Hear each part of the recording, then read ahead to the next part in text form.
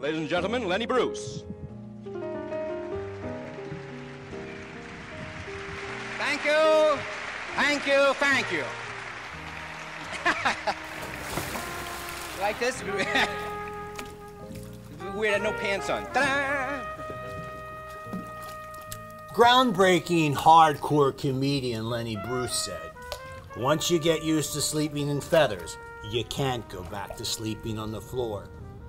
By the time Bruce acquired his feathered dream home here in the Hollywood Hills, his legal problems were so taxing, he didn't even have enough money to put water in his pool. Does it look religious? It looks sort of religious, doesn't it? That's faith and goodness. From a broken home, Bruce grew up a tough and independent kid on the streets of New York.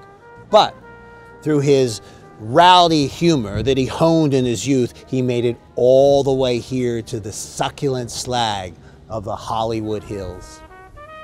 The title of his first album was The Sick Humor of Lenny Bruce, but there was nothing sick about Bruce. He was just the best at pointing out society's most conspicuous ills.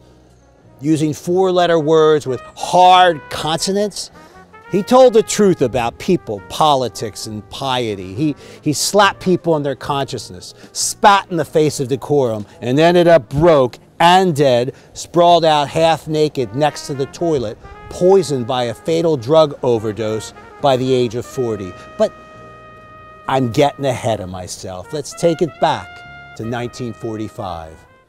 Law enforcement, okay. Now we want somebody to throw them right in a crap house. Just before the end of World War II, Lenny, the quintessential comedian, put on a little fun and games show for fellow sailors aboard their ship, the Brooklyn. At first, things didn't get out of hand, but quick enough, Lenny started telling racy repartee and drag, which upset the naval establishment. Sensing a way out of the Navy, Lenny confessed to homosexual urges. A dishonorable discharge, a tattoo, sailor mayhem. Lenny ended World War II with a bang. Lenny famously said, "Faith is to the human what sand is to the ostrich." But a comic had to trust himself to make it in Hollywood. See, in Bruce's day, hundreds of comedians had come out to Tinseltown to chase a dream. Most fell flat on their face, but with confidence in his cuss words, Bruce found his unique vein of vulgarity and his star rose.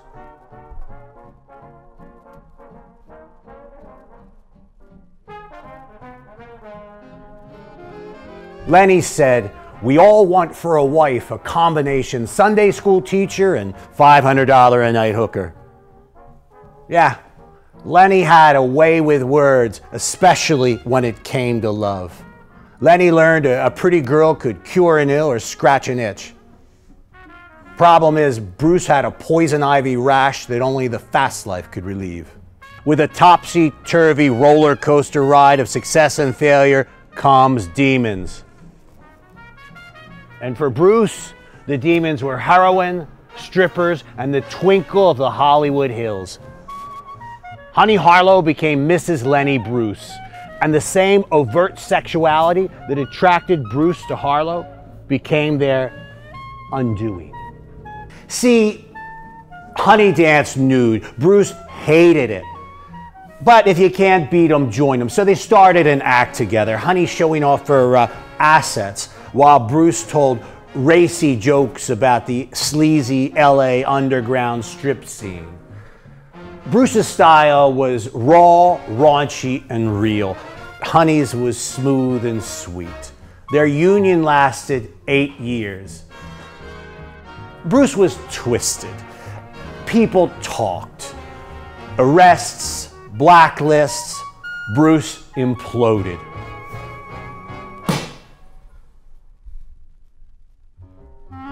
What it is, I think, is that people really want to beat the devil. Opiates clouded his mind. Honey's brunette beehive had blown off long ago. Bruce was alone. lost in the quicksand of acid-tongue comedy and obscenity arrests. Bruce had burned every bridge he ever crossed. Under threats of losing his Hollywood Hills home, an addiction controlling his every instinct, Bruce's fuse was short. While sitting on the toilet, foreclosure papers clogging the John, Lenny Bruce delivered a final dose of opiates in the arm. Broken, falling flat on the tile, the cutting-edge career of Lenny Bruce ended with a flop on the floor.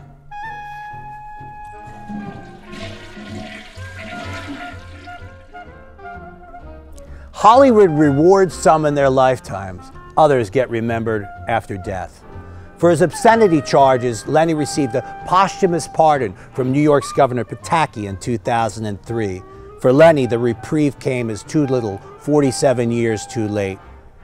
Sure, Lenny may not have received the golden ring, but he sure ripped open the American comedic playbook, changing stand-up comedy and the way we look at ourselves. Oh yeah, the title of Lenny's 1965 autobiography, How to Talk Dirty and Influence People. I'm Tom Gregory, and that's classic Hollywood. I don't know what you're talking about. I woke up, all I know I'm getting crucified. I'm here for checks. I can't get crucified. I'm being denied due process. I'm entitled to do my time for checks first. And I don't want to get crucified. I can't go now, okay? I'll meet you later.